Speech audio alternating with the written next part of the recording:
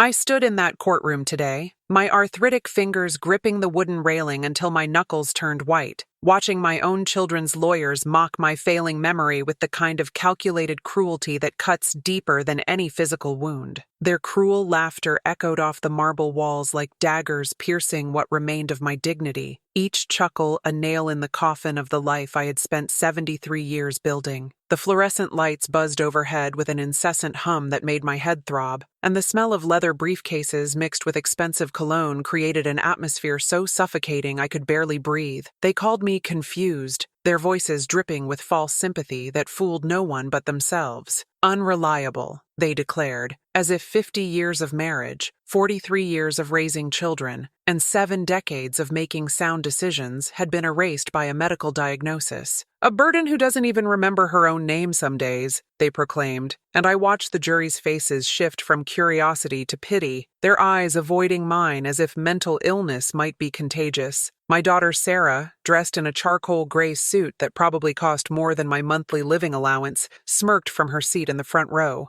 Her perfectly manicured fingers, painted in that aggressive red she'd favored since her teenage years, drummed impatiently against her leather purse as she whispered to her brother Michael about how convenient my Alzheimer's diagnosis was for their inheritance case. Her voice carried just enough for me to hear, each word calculated to wound. Michael, my youngest child, who had once cried in my arms every night for a month after his goldfish died, sat beside his wife Jennifer with the stone-cold expression of a man who had practiced forgetting he ever needed a mother's comfort. His expensive watch caught the courtroom lights as he checked the time repeatedly, as if my fight for dignity was merely an inconvenience keeping him from more important matters. The way he looked at me, or rather, the way he looked through me, was worse than any insult their lawyers could manufacture. They thought they had won. I could see it in their relaxed postures, in the way Sarah's lawyer shuffled his papers with lazy confidence, in the knowing glances exchanged between them like co-conspirators celebrating a victory before the final bell. They thought my mind was too far gone to matter, that the woman who had changed their diapers and kissed their scraped knees and stayed up all night when they had fever was now nothing more than a legal obstacle to be overcome with medical testimony and character assassination. The defense table was a fortress of expensive suits and leather briefcases, manila folders thick with evidence of my incompetence, and smartphones that buzzed constantly with what I imagined were messages about other cases, other vulnerable people to crush beneath the wheels of legal machinery. They had turned my life into a case study, my love into evidence of delusion, my pain into proof of mental decay. But when Judge Morrison, a man whose weathered face spoke of decades spent witnessing human nature at its best and worst, opened that sealed envelope with the careful precision of someone handling sacred text, everything changed. The envelope was cream-colored, slightly yellowed at the edges, and I could see my husband's familiar handwriting bleeding through the paper like a ghost trying to speak from beyond the grave. Richard's final letter, written in his own trembling hand just 3 days before his death, emerged from that envelope like a phoenix rising from ashes. I watched my children's faces transform as the judge's voice began to fill the courtroom with my beloved's words, their smug expressions crumbling like sandcastles hit by an unexpected wave, like ash scattered by wind they hadn't seen coming. Sarah's perfectly composed mask slipped first, her red lips parting in a small O of shock that she quickly tried to cover with her hand. Michael's confident posture collapsed inward, his broad shoulders hunching as if he were trying to disappear into his expensive suit. Jennifer, who had spent years poisoning my son's mind against me, went pale as paper, her usual sharp tongue rendered silent by the power of truth spoken from the grave. Before I continue with what happened in that moment when justice finally spoke louder than greed, I need you to understand something that the medical experts and family court psychologists and well-meaning social workers never seem to grasp. Memory loss doesn't erase love. It doesn't steal the truth that lives in your heart, even when your mind becomes a maze of forgotten names and misplaced moments. It doesn't diminish your worth as a human being, your right to dignity, or your ability to recognize when you're being betrayed by the very people who should protect you most. Love is not stored in the same place as grocery lists and appointment times and the names of distant cousins. Love lives deeper, in the marrow of your bones, in the rhythm of your heartbeat, in the muscle memory of hands that have held and been held for decades. When everything else fades, love remains, stubborn and bright and impossible to extinguish. no matter how many people tell you that your failing mind makes your emotions unreliable. Let me take you back to when this nightmare began, when my world was still whole and my mind was still mine, when the house on Maple Street held nothing but love and the promise of growing old gracefully with the man who had been my everything for more than 4 decades. 5 years ago, our 3-bedroom colonial with its cheerful yellow shutters and wraparound porch was filled with the warm, yeasty scent of cinnamon rolls every Sunday morning. The aroma would begin drifting through our home around 7:30, when Richard would wake early and pad barefoot across the cold hardwood floors to our sunny kitchen. His gentle hands,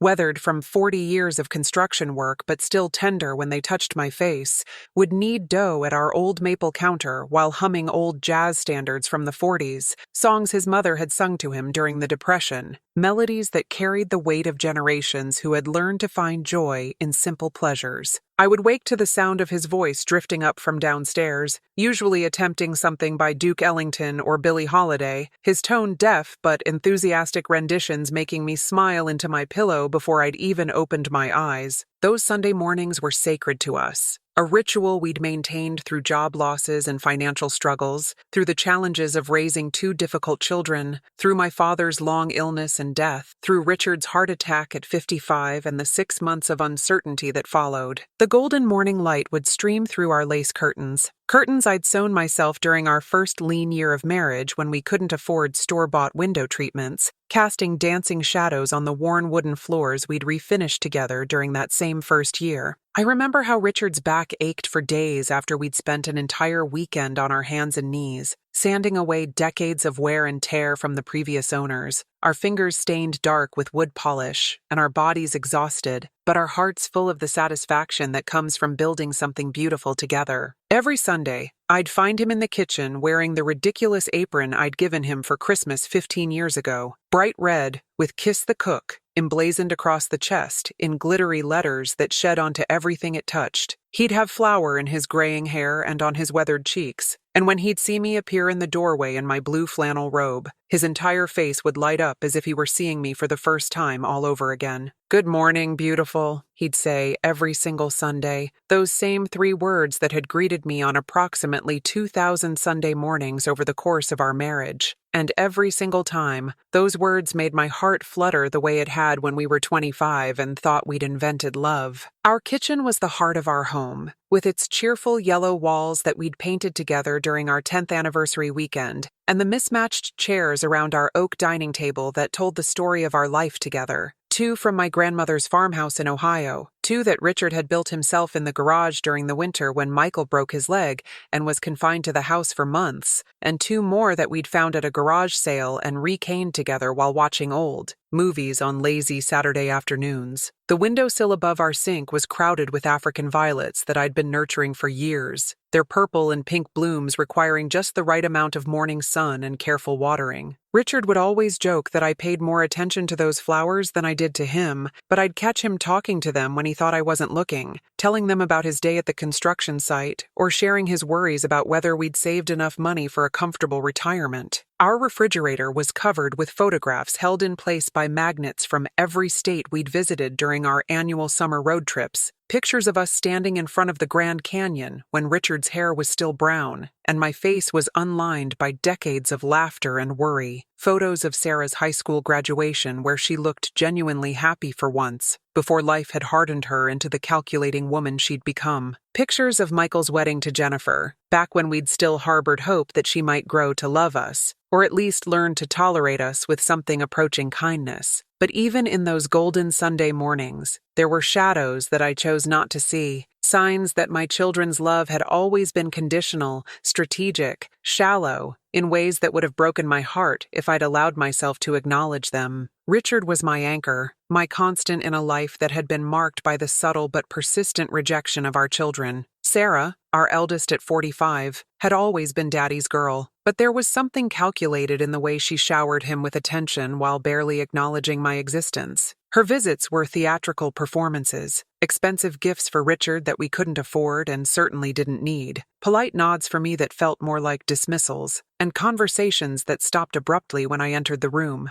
as if my presence somehow contaminated whatever they were discussing. I remember one particular Sunday when Sarah arrived unannounced with an expensive bottle of wine and a cashmere sweater for Richard that probably cost more than our monthly grocery budget. She spent 2 hours sitting at our kitchen table, regaling him with stories from her job at the marketing firm where she'd climbed the corporate ladder, with the same ruthless efficiency she'd displayed even as a child when she'd convinced Michael to give her his Halloween candy in exchange for promises she never intended to keep. Throughout that entire visit, she spoke to Richard as if I were invisible, asking him about his health, his retirement plans, whether he'd considered updating his will given Mom's condition. When I tried to join the conversation, to mention that my condition was early-stage Alzheimer's that barely affected my daily functioning, she'd smile at me with the kind of patronizing kindness usually reserved for small children or confused elderly people in nursing homes. "Of course, Mom," she'd say, her voice dripping with false sweetness. "But you know how these things progress. Dad needs to be realistic about the future." Richard, bless his loyal heart, would always defend me in those moments. "Your mother is doing just fine," he'd say firmly, his hand finding mine across the table. "We're managing this together, as we always have." But I could see the doubt Sarah planted growing in his eyes with each visit. The way she'd mention articles she'd read about Alzheimer's progression, the way she'd suggest he should consult with elder law attorneys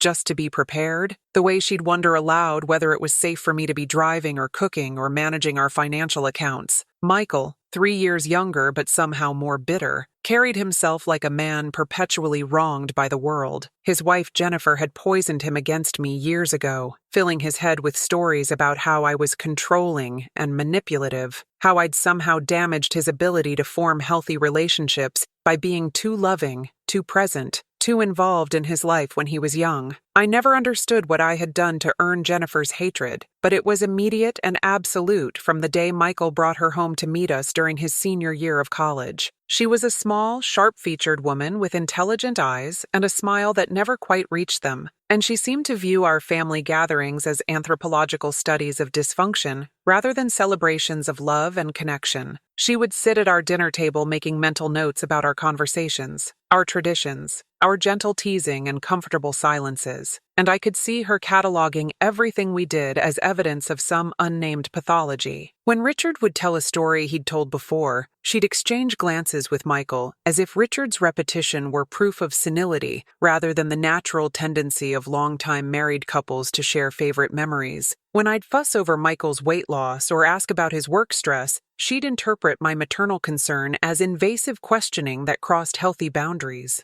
Over the years, Jennifer's influence over Michael became more pronounced. He'd visit for holidays with his wife and their 2 teenage children, but the visits felt more like diplomatic missions than family reunions. The children, Emma, 16, and David, 14, would arrive glued to their phones, avoiding eye contact with their grandmother who apparently wasn't worth their time or attention. They'd been taught, I realized, to see me as someone to be tolerated rather than loved, someone whose stories were boring rather than precious, someone whose affection was burdensome rather than valuable. Michael would go through the motions of family interaction, but there was always a distance in his eyes, a calculation in his responses that broke my heart every time I allowed myself to notice it. He'd ask about our health and our finances with the casual interest of someone conducting a survey, rather than the genuine concern of a son who loved his parents. He'd comment on our home maintenance needs with the critical eye of someone already appraising an inheritance, rather than the appreciation of someone who understood that this house represented 50 years of dreams and hard work and shared memories. Jennifer would sit beside him during these visits, saying little, but observing everything, her presence a constant reminder that I was being judged and found wanting according to criteria I didn't understand and couldn't meet. She had this way of asking questions that sounded supportive, but were actually designed to highlight our limitations, wondering whether we'd considered moving somewhere smaller, whether we really needed such a big house now that it was just the 2 of us, whether we'd thought about simplifying our financial arrangements for our own peace of mind. But Richard saw none of this, or perhaps he chose not to see it, which might have been even more heartbreaking. He had this beautiful, devastating faith in our family's love for each other, always making excuses for their coldness toward me, always interpreting their calculated kindness as genuine affection, temporarily obscured by the stresses of modern life. "They're just busy, Eleanor," he'd say, his weathered hand covering mine as we sat on our porch swing, watching the sunset paint the sky in shades of pink and gold. "You know how it is with young people today. Always rushing, always worried about money and careers and their own children's futures. They love you. They just don't know how to show it the way our generation does." I would listen to his gentle explanations and feel my heart breaking a little more each time,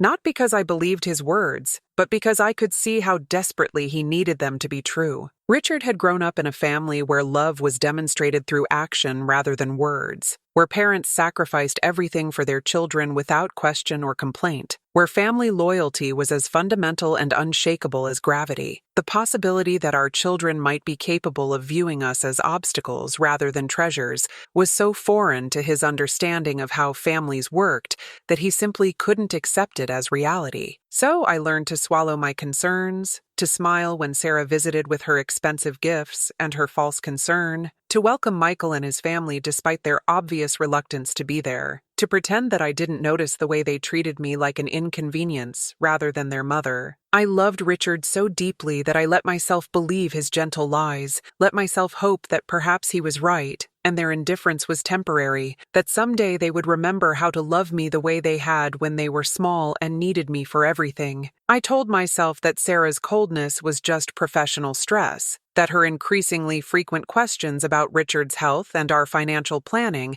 were the natural concerns of a successful daughter who wanted to ensure her parents' security. I convinced myself that Michael's distance was simply the result of Jennifer's influence, that underneath his calculated politeness was the little boy who used to crawl into our bed during thunderstorms and beg me to sing him back to sleep. But even as I clung to these hopeful interpretations, something deep in my mother's heart was beginning to recognize that the love I had given so freely and completely was not being returned with the same generosity. My children had learned to see me as Richard's wife rather than their mother, as someone whose feelings were secondary to their relationships with their father, someone whose needs could be ignored as long as Richard remained happy and unaware of their true feelings. The first signs that something wasn't right began creeping into our peaceful life like autumn fog rolling in from the lake, so gradual I barely noticed at first. It started with little things that I dismissed as normal aging, the kind of minor memory lapses that everyone experiences as they grow older, walking into the kitchen and forgetting why I'd gone there, calling my grandson David by his father's name, losing track of conversations mid-sentence when someone interrupted with a question or comment. I would find myself standing in our bedroom with no memory of what I'd come upstairs to retrieve, or sitting down to write a grocery list and discovering that the words I wanted to put on paper seemed to dance just beyond my mental reach.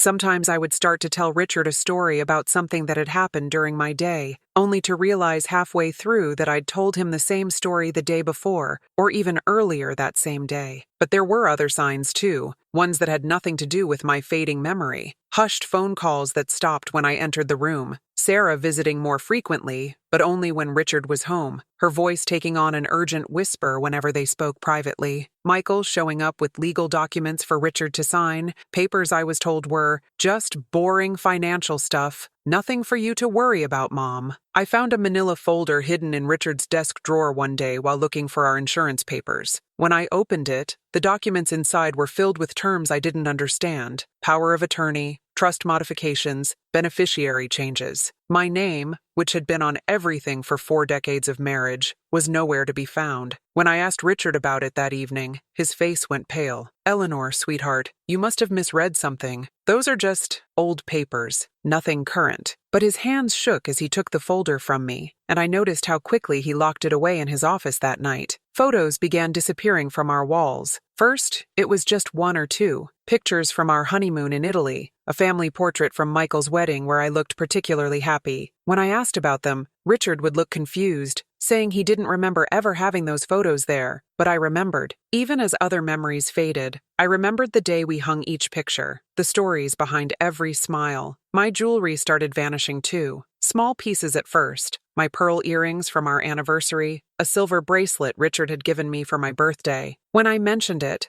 Sarah suggested gently that I had probably just misplaced them, that my condition was making me forget where I put things. The implication hung in the air like smoke. I was losing my mind, and therefore couldn't be trusted to know what was real. Rules appeared in our house that I didn't understand. Suddenly, I wasn't allowed to answer the phone when the lawyer called. I wasn't supposed to join Richard for his monthly visits to the bank. "It's too overwhelming for you now, Mom," Michael would say with false concern, his arm around Richard's shoulders. "Let Dad handle the complicated stuff." They were erasing me from my own life, one small theft at a time. The critical moment came on a Tuesday in March. I woke that morning to find Richard collapsed in our bathroom, his body twisted on the cold tile floor like a broken bird. The paramedics said it was a massive stroke. As they loaded him into the ambulance, I reached for his hand, and his fingers squeezed mine with what felt like desperate urgency. "Eleanor," he whispered, his voice barely audible over the sirens. "The letter. Find the letter." Those were the last coherent words my husband ever spoke to me. At the hospital, Sarah and Michael took control immediately. They spoke to doctors while I sat forgotten in plastic chairs that smelled of disinfectant and despair. They signed papers and made decisions about Richard's care as if I didn't exist, as if 43 years of marriage had given me no rights at all. Mom's condition makes it hard for her to process complex medical information, I heard Sarah explaining to Dr. Patterson, her voice dripping with practiced concern. "We think it's best if we handle Dad's care decisions." When I tried to speak up, to remind everyone that I was Richard's wife, that I should be consulted about his treatment, Michael placed his hand on my shoulder with theatrical gentleness. "Mom, we know this is hard, but you need to let us take care of things now. Dad wouldn't want you to stress yourself." They moved Richard to a care facility without asking me. They sold our house without my knowledge, claiming I had signed the papers during one of my confused spells. They packed up 43 years of memories and divided them between themselves, leaving me with a small apartment and a monthly allowance that made me feel like a child. And then, 3 months later, Richard died alone in that sterile facility while I was asleep in my strange new bed, unaware that the love of my life was slipping away. The funeral was a performance directed by my children. They sat me in the front row like a prop, their hands on my shoulders whenever reporters or family friends approached, ready to explain my fragile state and confusion to anyone who would listen. I watched them accept condolences for their loss, as if they were the only ones grieving, as if I had no claim to sorrow. When the lawyer read Richard's will 2 weeks later, I discovered the full scope of their betrayal. Everything. Our house, our savings, our investments, even my grandmother's antique jewelry, had been left to Sarah and Michael. I was to receive a small monthly stipends for care and maintenance, with my children serving as trustees, controlling every aspect of my remaining life. Dad was just being practical, Sarah explained with false kindness as I sat in stunned silence in that mahogany-paneled office. "With your Alzheimer's progressing, he knew you couldn't handle managing assets. This way, we can make sure you're taken care of." But I knew Richard. Even in his final months, even as his own mind began to fade, he had never stopped loving me. This wasn't his choice, it was theirs. That's when I made the decision to fight. I hired my own lawyer, Mrs. Caroline Fletcher, a steel-haired woman in her 60s who listened to my story with the sharp attention of a hawk. She filed a contest to the will, citing undue influence and questioning Richard's mental capacity during his final months. "They think they've been clever," Mrs. Fletcher told me, her eyes blazing with righteous anger. "But manipulation leaves traces. We'll find the truth." That's how I ended up in that courtroom, facing my own children across a chasm of greed and betrayal, while their expensive lawyers painted me as a delusional old woman whose failing mind had invented a conspiracy that didn't exist. For 3 days, they paraded witnesses who testified about my increasing confusion and paranoid delusions. They brought in doctors who described the progression of Alzheimer's disease, suggesting that my memories couldn't be trusted, that my claims of manipulation were symptoms of my deteriorating mental state. Sarah took the stand wearing black pearls, my black pearls, the ones that had mysteriously disappeared from my jewelry box, and spoke tearfully about how difficult it had been to watch my decline. Mom started making these wild accusations about us stealing from her, about Dad being forced to change his will. It was heartbreaking to see her turn against her own family. Michael testified that Richard had spoken to him privately about his concerns for my welfare, claiming that Dad had worried I might hurt myself or make dangerous financial decisions if left to manage our assets alone. Their lawyers painted a picture of a loving family protecting a mentally ill mother from her own deteriorating mind. With each testimony, I felt myself shrinking, becoming smaller in that vast courtroom, until I wondered if they were right, if my memories were simply the confused imaginings of a broken brain. The laughter came on the final day, when Mrs. Fletcher put me on the stand. As I tried to explain what I had witnessed, what I had felt, how I knew in my heart that Richard would never have abandoned me this way, I could hear the soft chuckles from the defense table. When I paused mid-sentence, struggling to find a word that seemed to hover just beyond my grasp, Sarah's lawyer smiled patronizingly. "Mrs. Davidson, isn't it true that your diagnosed Alzheimer's disease makes it difficult for you to distinguish between reality and imagination?" I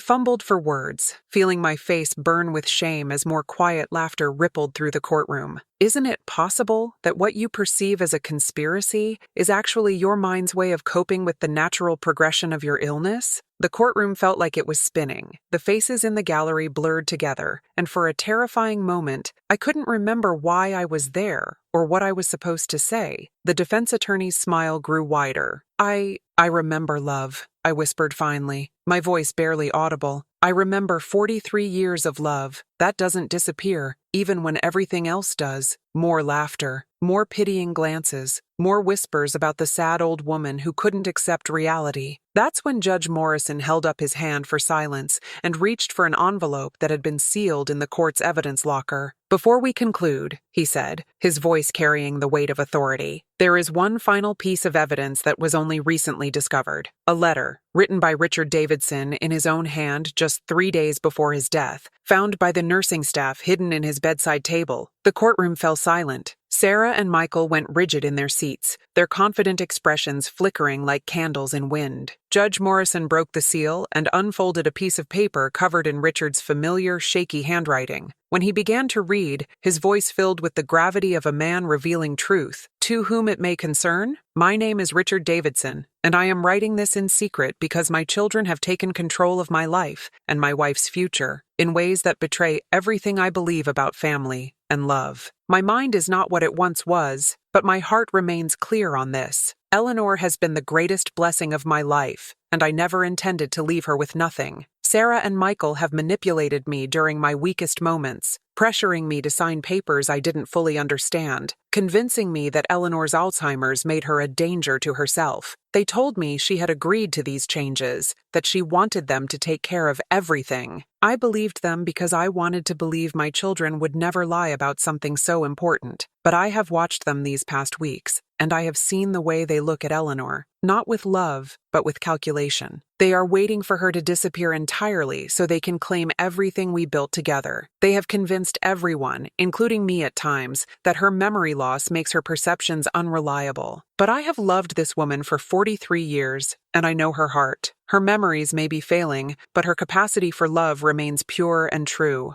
If something happens to me before I can fix this injustice, please know that Eleanor Davidson deserves everything I have to give. She has been my partner, my companion, my dearest friend, and the mother of my children even when they didn't deserve her patience and kindness. The will my children forced me to sign does not reflect my true wishes. I want Eleanor to have our house, our savings, and the dignity of controlling her own life for whatever time she has left. I want her to know that even as my mind fails me, my love for her only grows stronger. I want her to know that she was never the burden our children made her feel she was. She was my everything. Please don't let them steal her life the way they have stolen mine. Please don't let them convince the world that love is less real when it comes from a mind touched by disease. Eleanor, if you are hearing this, I am sorry I wasn't strong enough to protect you when it mattered most. I am sorry I let them make you feel small and forgotten. You are neither of those things. You are the love story I want to be remembered for, and you deserve every day of peace and security our life together has earned. Signed, Richard Davidson. Written in my own hand on March 15th, 2024, while fully aware of my actions and intentions. The silence that followed the reading was profound and complete, the kind of absolute quiet that descends when truth cuts through deception like a sword through silk. I felt as if the earth had shifted beneath my feet, as if gravity had reversed, and suddenly I was floating in a world where love was stronger than manipulation, where truth was more powerful than gaslight, where the voice of a dead man could speak louder than the living lies of those who had tried to silence him. The courtroom, which had buzzed with whispered conversations and rustling papers throughout the 3-day trial, fell into the kind of reverent silence usually reserved for sacred spaces. Every person present seemed to understand that they had just witnessed something profound, the resurrection of a love story that greed had tried to bury, the validation of a woman's perceptions that had been systematically dismissed as the ravings of a diseased mind, the exposure of a betrayal so calculated and cruel that it took everyone's breath away. Sarah was sobbing with the raw, desperate grief of someone whose lies had been stripped away in front of everyone she'd hoped to deceive. These weren't the controlled tears of her courtroom performance, carefully timed to evoke sympathy without smearing her makeup. These were ugly, wrenching sobs that shook her entire body, the sound of a person confronting the magnitude of her own cruelty for the first time. Her expensive suit was wrinkled from hunching forward in her seat. Her perfectly styled hair had come loose from its careful arrangement, and her face was blotchy and swollen with shame. She tried to speak, to offer some explanation or apology, but only incoherent sounds emerged between her gasping breaths. Her lawyer, who had spent 3 days painting me as a confused old woman whose perceptions couldn't be trusted, now sat frozen with his mouth slightly open, his confident arguments revealed as the hollow manipulations they had always been. Michael sat frozen beside his wife, his face gray with shock, his confident composure completely shattered like a glass sculpture dropped on concrete. The man who had spent years treating me like an inconvenience, who had allowed his wife to speak to me with barely concealed contempt, who had participated in the systematic theft of my dignity and autonomy, now looked like a frightened child who had been caught in a lie so enormous that he couldn't begin to comprehend the consequences. Jennifer, who had always prided herself on her sharp intelligence and superior understanding of family dynamics,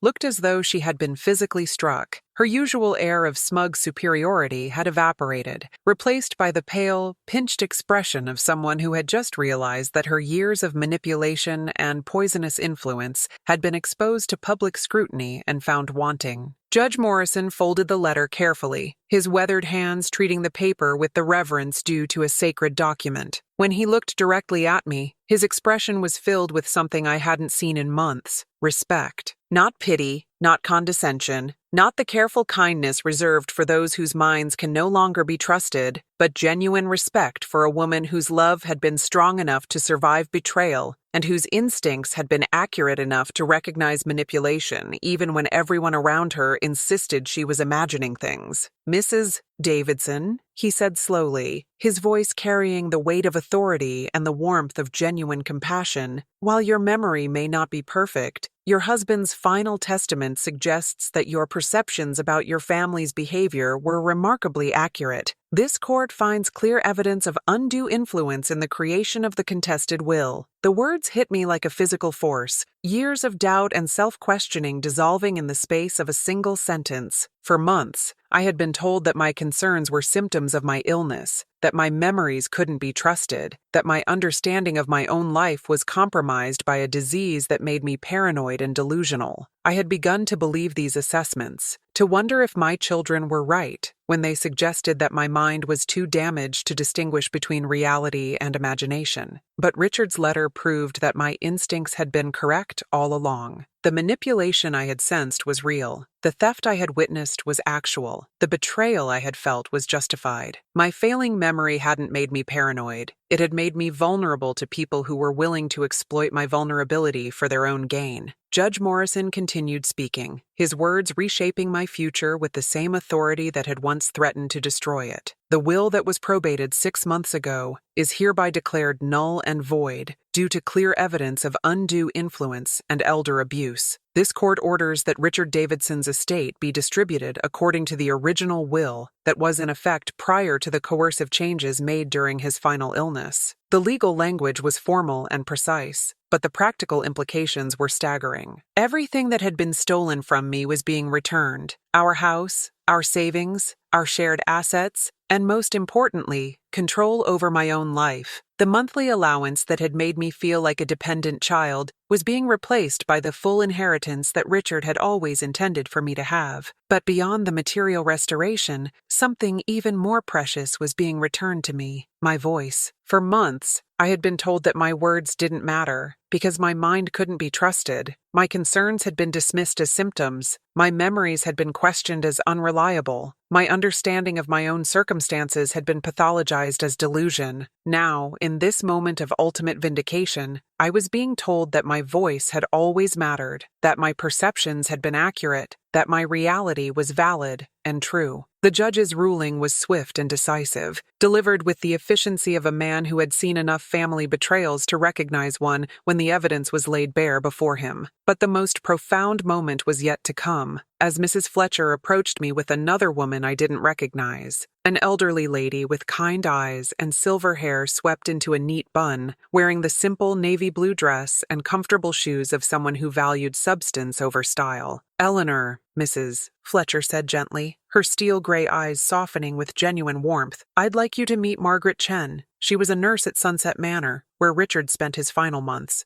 Margaret stepped forward and took my hands in hers with the practiced gentleness of someone who had spent decades providing comfort to people in their most vulnerable moments. Her skin was soft and warm, and her grip was firm enough to convey strength without being overwhelming. When she looked at me, I saw none of the pity or condescension that had become so familiar in the eyes of people who knew about my diagnosis. Instead, I saw recognition, the look of one human being truly seeing another. "Mrs. Davidson," she said, her voice carrying the slight accent of someone who had learned English as a second language but spoke it with careful precision, "your husband talked about you every single day. Every morning when I brought his medication, every afternoon when I helped him with his physical therapy, every evening when I checked on him before the night shift, he spoke about you with such love, such concern, such worry about what would happen to you after he was gone." Her words hit me like gentle rain on parched earth, each phrase restoring something that had been withering inside me for months. During Richard's final weeks, when I had been relegated to brief, supervised visits at the care facility, when Sarah and Michael had controlled his schedule and limited my access to the man I had loved for more than 4 decades, I had begun to wonder if he even remembered me clearly, if the disease that was affecting his mind had erased the depth of our connection. "He was so worried about you," Margaret continued, tears beginning to form in her own eyes, "so afraid that his children were manipulating the situation, taking advantage of his weakness to gain control over both of your lives. He told me that he felt like he was betraying you every time he signed another paper they brought him, but he didn't know how to resist when they kept telling him it was all for your own good." She paused, reaching into her small purse to retrieve a tissue,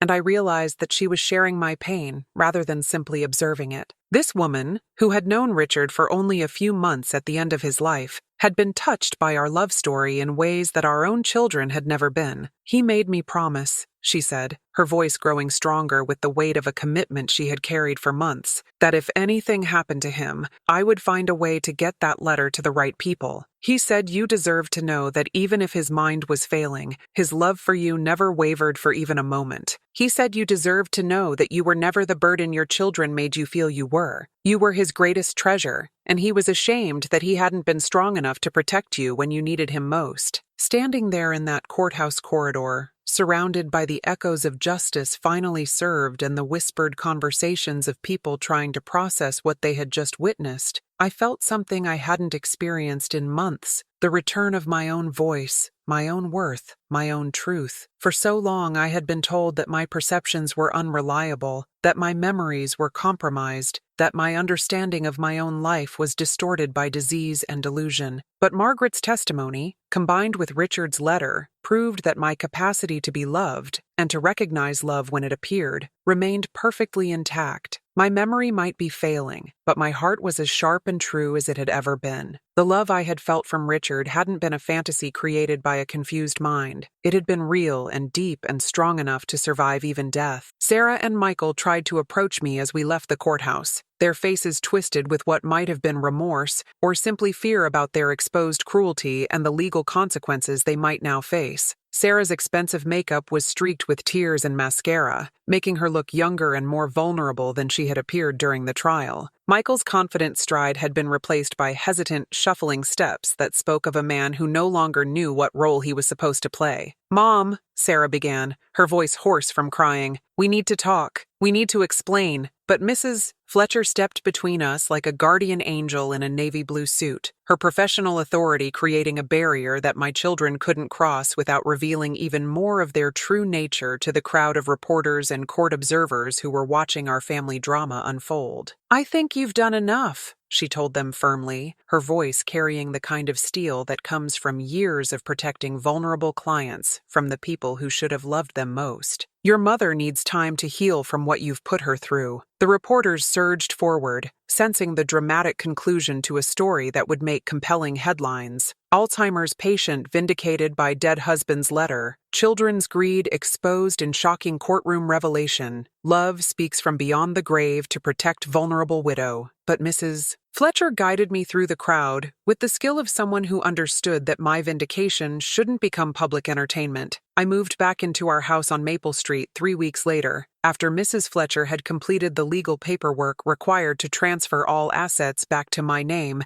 and establish my full control over my own life once again. The house felt different when I first walked through the front door, emptier and somehow larger, as if Richard's absence had created physical space that couldn't be filled by memory alone. The rooms smelled like dust and emptiness at first, the windows having been closed for months while the house sat waiting for the legal battle to resolve. But slowly, as I opened curtains and windows to let in fresh air and sunlight, as I unpacked the boxes of memories my children had so callously divided between themselves, the house began to feel like home again. I found our wedding photos, carefully wrapped in tissue paper and stored in boxes as if they were artifacts from someone else's life, rather than treasures from my own. I found our anniversary cards, 43 years' worth of declarations of love, written in Richard's familiar handwriting, each one a piece of evidence that our marriage had been real and deep and worthy of protection. I found the little notes Richard used to leave in my lunch when I worked as a librarian, scraps of paper with messages like, "Have a beautiful day, my love," and "Can't wait to hear about your adventures tonight." I found my grandmother's jewelry, every piece accounted for and carefully stored. The pearl earrings and silver bracelet and delicate gold chain that Sarah had tried to convince me I had given away during moments of confusion. I found my mother's china, the delicate blue and white pattern that had graced our holiday tables for decades, each plate and cup and saucer representing years of family celebrations that my children had tried to erase from our history. I found the quilt my own hands had stitched during my first pregnancy, the intricate pattern of interlocking rings that I had worked on during long winter evenings while Richard read aloud from books we both loved. These weren't just objects. They were proof that I had lived, that I had loved, that I had mattered to someone whose opinion counted more than anything else in the world. Margaret Chen became my friend in the weeks and months that followed, visiting every Tuesday for tea and conversation in the sunny kitchen, where Richard had once made cinnamon rolls every Sunday morning. She helped me organize my medications and appointments, not because she thought I was incapable of managing my own health care, but because she understood that independence doesn't mean you have to face everything alone, that accepting help is a sign of wisdom rather than weakness. Margaret had her own story of loss and resilience. A widow herself, she had immigrated to America 40 years ago with 3 young children and very little money, working as a nurse while attending nursing school at night to improve her credentials and provide better opportunities for her family. Her children had grown up to be doctors and teachers and engineers, successful people who visited regularly and treated her with the respect and affection that adult children should show their parents. "Family is not about blood," she told me one Tuesday afternoon as we sat on the porch swing where Richard and I had spent countless evenings watching the sun set over our neighborhood. "Family is about choice, about who shows up when you need them, about who sees your worth when others cannot. Your children chose greed over love, but that doesn't mean you are unlovable. It means they are unable to love properly. Her words carried the weight of experience and the wisdom of someone who had seen both the best and worst of human nature during decades of caring for people in their most vulnerable moments. She helped me understand that my children's betrayal said nothing about my worth as a mother or as a human being, and everything about their own character and the choices they had made when faced with the opportunity to demonstrate love or pursue personal gain. My grandchildren, Emma and David, began visiting on their own once they learned the truth about what their parents had tried to do. At 16 and 14,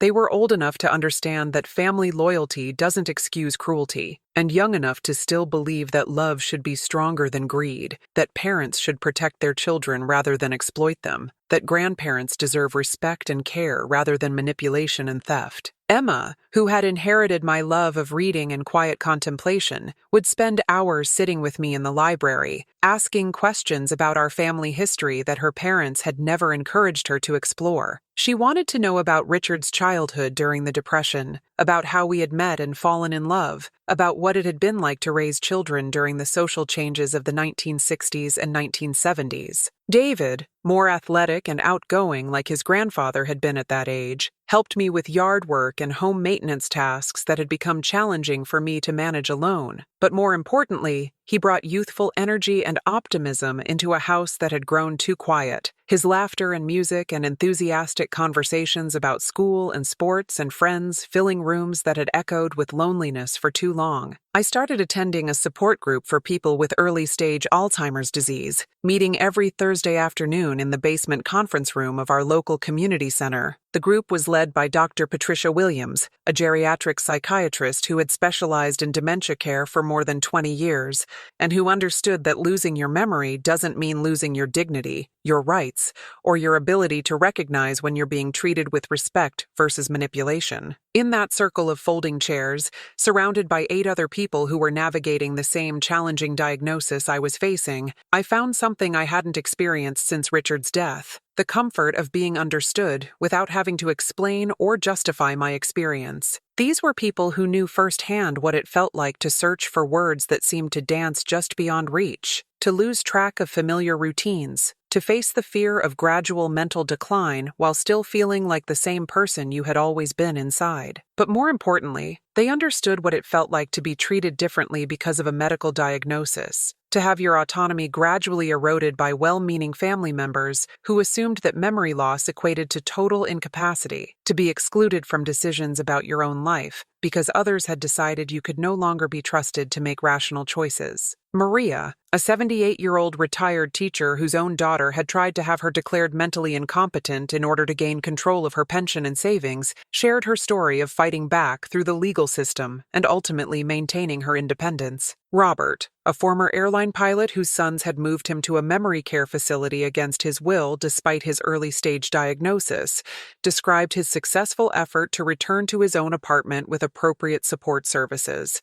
These weren't stories of people whose minds had been destroyed by disease. They were stories of people whose rights had been violated by family members who confused love with control, protection with possession, care with theft. They were stories of people who had learned to advocate for themselves even when their memories were imperfect, who had maintained their sense of self even when others tried to define them solely by their diagnosis. Dr. Williams helped us understand that Alzheimer's disease progresses differently for everyone, that early-stage symptoms don't automatically disqualify someone from making their own decisions or living independently, that memory loss doesn't erase personality or judgment or the capacity to recognize when you're being mistreated. She taught us strategies for managing daily tasks when our memories became unreliable, but she also taught us to recognize when others were using our diagnosis as an excuse to control or exploit us. Your worth as a human being is not determined by your ability to remember where you put your car keys, she told our group during one particularly emotional session when several members had shared stories of being dismissed or patronized by family members. Your right to dignity and autonomy doesn't disappear because you have a medical condition. Your capacity to love and be loved remains intact even when other cognitive functions are compromised. Some days, my mind is clearer than others, and I wake feeling sharp and alert and capable of managing everything from complex financial decisions to involved cooking projects without any difficulty. On these good days, I can read entire books without losing track of the plot, hold long conversations without searching for words, remember appointments and obligations without writing detailed notes to myself. Other days, the fog is thicker, and simple tasks like balancing my checkbook or following a familiar recipe become frustratingly difficult. Names that I've known for years temporarily escape me, and I find myself standing in rooms with no memory of what I had come there to do. On these challenging days, I rely more heavily on the support systems I've established, written reminders, simplified routines, and the gentle assistance of friends like Margaret, who understand that needing help doesn't mean I'm incapable of directing my own life. But every morning when I wake up in the bed Richard and I shared for 43 years, when I see the framed photo of our wedding day on the nightstand and feel the soft cotton of the sheets we picked out together at a department store sale 20 years ago, I remember the most important truth of all. I am not defined by what I can no longer remember. I am defined by how deeply I was loved and by how fiercely I fought to honor that love when it was threatened by those who should have protected it. The monthly allowance my children thought they could use to control me has been replaced by the full inheritance Richard always intended for me to have. Not just the money and property, but the dignity of making my own choices about how to spend my remaining years. More importantly, the voice they tried to steal has been returned to me, stronger and clearer than before, because it has been tested and proven true, even under the most challenging circumstances. This evening, as I sit on our porch swing watching the sunset paint the sky in familiar shades of pink and gold, I can feel Richard's presence in the gentle spring breeze that moves the wind chimes he hung for our 40th anniversary. The metal tubes create soft musical notes that seem to carry messages from the man who loved me enough to protect me even from beyond the grave. Memory loss may have taken many things from me. The names of childhood classmates, the details of family vacations from decades past, the ability to remember what I had for breakfast this morning without checking the dishes in my sink. But it cannot take this absolute certainty that floods through me every time I think about Richard's letter. I was loved completely by someone who saw through the fog of disease to the person I remain underneath it all. Justice, it turns out, doesn't always require a perfect memory. Sometimes it just requires one person who was loved enough that even death couldn't silence their voice when the truth needed to be heard. Sometimes it requires friends like Margaret, who understand that worth isn't measured by cognitive ability, and lawyers like Mrs. Fletcher, who are willing to fight for clients that others have written off as too damaged to matter. Tomorrow, I will wake up in my own house, make my own decisions about my own life, and continue writing the story Richard and I began together 43 years ago. Some chapters may be harder to remember than others, but the love story at the center of it all remains as vivid and true as the day it began, preserved not in memory, but in the deeper truth of the heart. And when my own final words are written, they will speak of a life lived fully, loved deeply, and defended fiercely when defense was needed most. They will speak of a woman who refused to disappear just because others found it convenient to forget her, who fought back against those who tried to use her vulnerability as a weapon against her, who proved that love endures even when memory fades. That is the truth no disease can steal, no manipulation can destroy, and no courtroom can ignore when love speaks loudly enough to be heard, above the laughter of those who mistake vulnerability for weakness. In the end, memory may fade, but love endures. And sometimes, when justice finally speaks and truth cuts through deception like light through darkness, that's the only truth that matters.